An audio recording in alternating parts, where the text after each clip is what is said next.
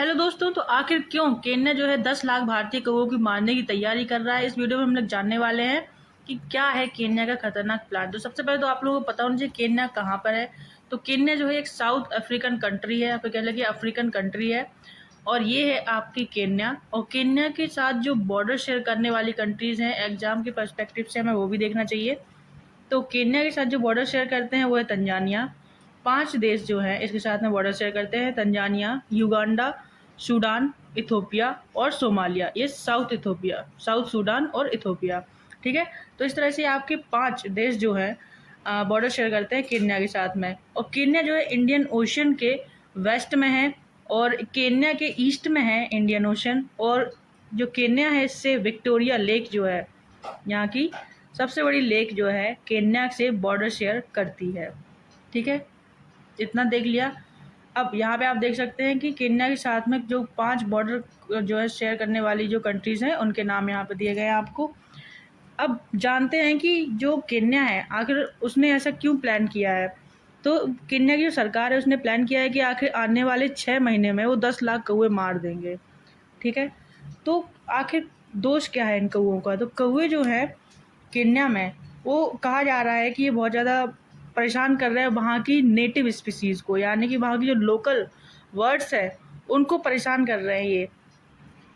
जो केन्या में जो कौवे हैं, भारतीय कौवे हैं, आज से कुछ साल पहले ये जो हैं यहाँ के इन्वेजिव स्पीसीज़ हैं। केन्या में जो हमारे देश के कौवे हैं वो इन्वेजिव स्पीसीज़ हैं, यानी कि ये एलियन स्पीसीज़ भी अब इसको घोषित कर दिया गया है कि इन्वेजिव मतलब जब दूसरे देश से चीज़ों को लाया जाता है, चीज़ों को मतलब ऐसे प्लांट को या किसी पशु पक्षी को या फिर जैसे कि बाघों को जो है ऐसे किसी दूसरे देश से दूसरे देश में ले जाया जाता है तो उसे इन्वेजिव कहा जाता है, ठीक है।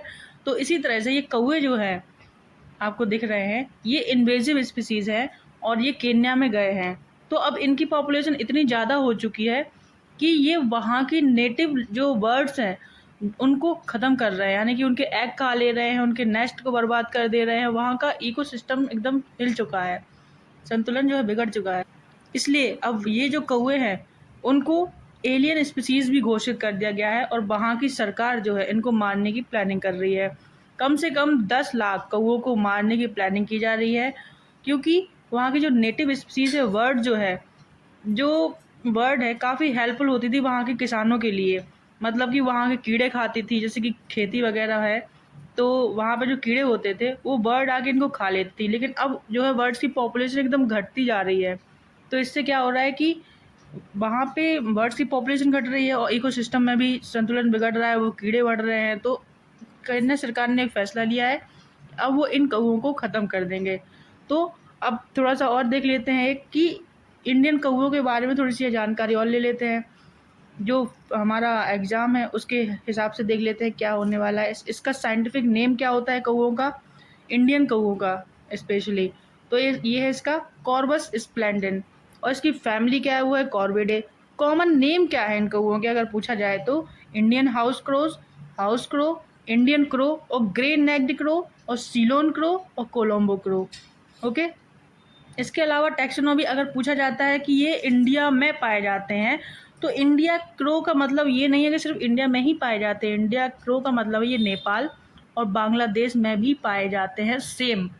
और इनका आईयूसीएन स्टेटस भी हम देख लेते हैं। तो आईयूसीएन स्टेटस जो है इसका वो लीस्ट कंसर्न है, और वाइल्ड लाइफ प्रोटेक्शन एक्ट में ये शेड्यूल 2 में आते हैं, यानी कि हमारे देश में भरपूर मात्रा में जो है जितना होना चाहिए उतने कौवे हैं।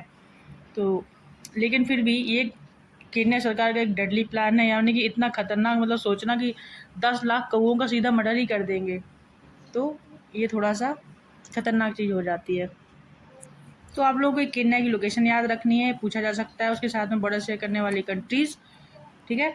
तो मिलते हैं अगली वीडियो में, तब तक के लिए अपना ख्याल रखिए। जय हिंद।